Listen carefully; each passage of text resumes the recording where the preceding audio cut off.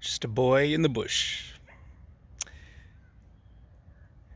think you can kind of catch the.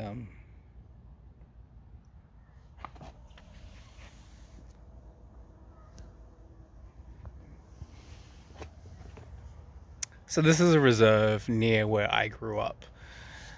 Since over the years they've actually done a bit of work to it, so it has this nice path that you can see in the background. Um, and yeah, I'm just finishing up my stay in Brisbane, which is for 2 weeks. Catching the last bit of sun I can get before I head back to Melbourne. Yeah, I thought I'd record kind of a stamp in time, bit of reflections on what this trip meant for me. Um, and then, yeah, I can watch it back in the future and I think see how things have somewhat changed because it's getting to a point where each visit is different, and coming back to Brisbane, my home city, is a bit of a marker of where I stand in myself and where I'm at it. So I appreciate it for that reason. And in a way, I kind of see it as a bit of a retreat of sorts. I try not to keep too busy of a schedule and make time for myself. In the past, it has been all about just seeing people, rushing, and I find that I don't get time to myself. So been enjoying the walks through this bush and just walks around the neighborhood at night, headphones in, open skies, stars. It was a thing that was really helpful for me when I lived here many years ago. And on that, I'd say, obviously, for those who know the story, I did have my challenges in this city, and it's where I grew up and was raised. And leaving definitely let me start afresh and see myself in a new kind of light. But when I would come back here, I'd find old patterns, kind of thinking mechanisms, and kind of get a grip. I would feel my system tighten up. I'd get a bit of actual physical back strain and pain, and just from clenching, and sometimes I'd catch myself falling back in those mindsets of comparison and where's things going, and it was almost like I just couldn't see the life that I had built back in Melbourne. So yeah, but this time I didn't really have that. What I found was I was kind of loose. I was comfortable. I was, settled in myself. Um, and I was more. I mean, I still had a feeling of not knowing exactly where I fit in the grand picture of things, because it's like you're picked up from one place and plopped in the other, and you're just like, what's the dance? What are the steps here that we do here? Um, and so I couldn't really figure that out. It felt a bit clunky in that sense, but I didn't feel the same kind of pressures, the negative thinking. I felt comfortable. In fact, I caught up with some friends that I hadn't seen, to Phoebe and Simon, that I hadn't seen in over a decade each. Actually, three people I'd not seen in a very long time, a couple of years.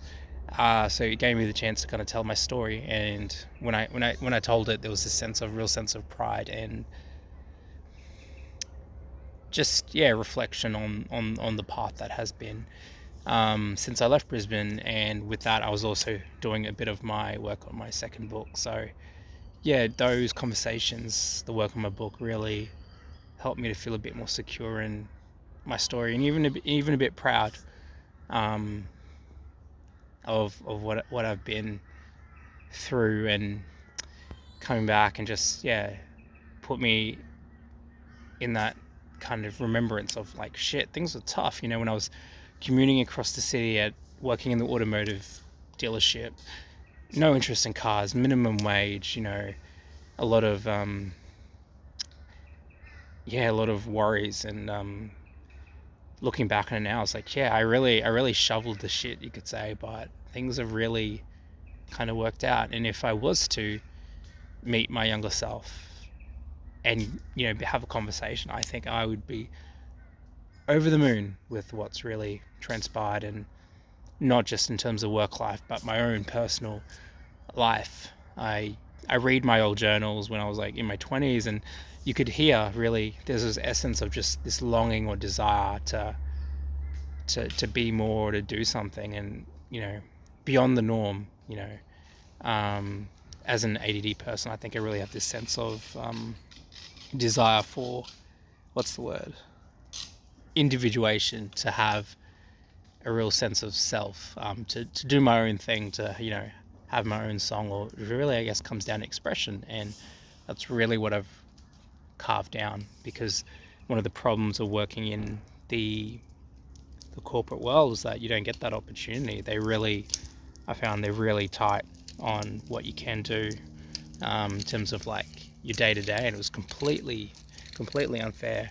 But yeah, I'm feeling so much better about it now, particularly with the work that I do, both with young people, youth work, and also with my own project, and even being a counsellor and supporting other people. Yeah, it's kind of funny. I think there's that Steve Jobs quote about not being able to connect the dots, and it's really what I feel. You can only connect the dots looking back. Yeah, what else can I say about this trip?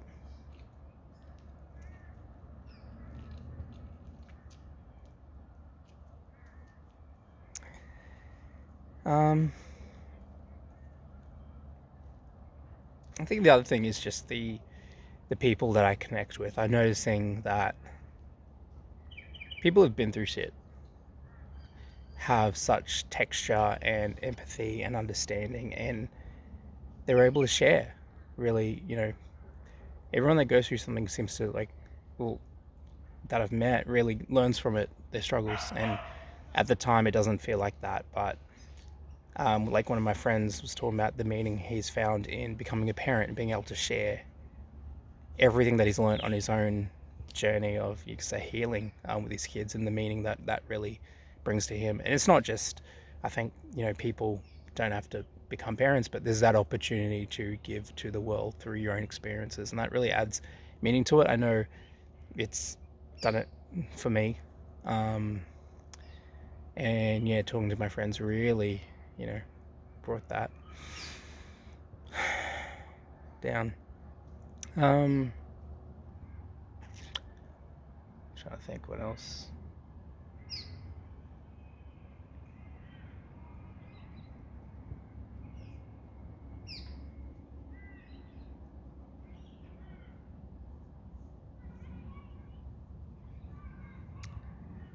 Um, it's just going to be me saying now. Embarrassing. Yeah, the other part is just going through the city and noticing change, the inevitability of seeing houses knocked down, rebuilt, others still there. It just really brings you into this kind of like, life is just this flowing sort of river, and there's nothing you can really do about that. And it makes me feel better about the attempts when I was younger of trying to have control but loosening my grip over time. Yeah, just going, letting, you got to let things be, and focusing on what is in your control and what isn't. And I guess it's almost like a bit of surrender. Some people might feel a bit anxious over that, but I feel, knowing that what I can do is limited makes me feel a little bit better. So